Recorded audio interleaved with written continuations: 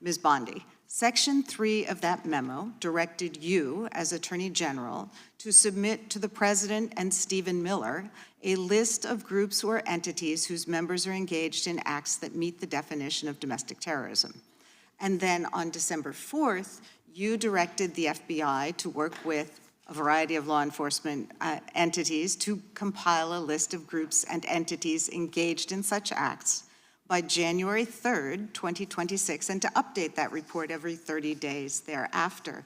So can we assume that you or persons under your direction at the Department of Justice have prepared that list of groups or entities who are designated as domestic terrorist organizations? And I just remind you that's a yes or no question. Did you prepare the list? I'm not going to answer it yes or no, but what I will say is I know Antifa is part of that. I will talk to you about that. I'm reclaiming my time. I asked you whether you an Antifa member was arrested in Minneapolis federal court for my cyber time. stalking. Did you they have ask a question and don't want an answer. The answer is yes or no. Time belongs to the gentlelady from Pennsylvania. Gentlelady can proceed.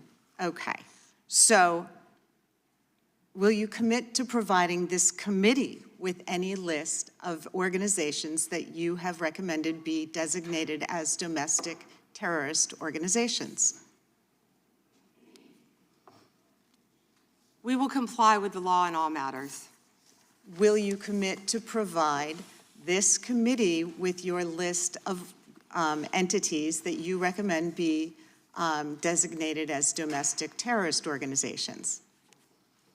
I'm not going to commit to anything to you because you won't let me answer questions. Okay, well then we do understand that your current position is that you have a secret list of people or groups that you are accusing of domestic terrorism, but you won't share it with Congress. And I'd remind you that when the US government designates an entity as a foreign terrorist organization, it must report that to Congress and to the entity, because the government can make a mistake and the entity has the opportunity to contest it. So your position seems to be that if you falsely designate an American or an American organization as a terrorist group, there's nothing they can do about it.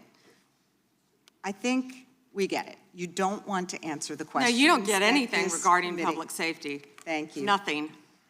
Thank you for the insult. It's clear you didn't come to Congress prepared to answer questions that the American people have every right to have answered. But if you were prepared to answer truthfully, here's what we expect the facts to show. The administration is keeping lists of Americans who the White House says are engaged in domestic terrorism. Those lists could include Americans who have not committed any acts of terrorism, but simply disagree with this administration, people like Renee Good and Alex Preddy. And your list may include clergy, elected officials, and members of indivisible groups across the country.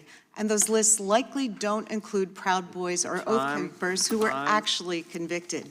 Americans have never tolerated political demagogues who use the government to punish people on an enemies list. It brought down McCarthy, it brought down Nixon, and it will bring down this administration as well. And you're right. I yield back.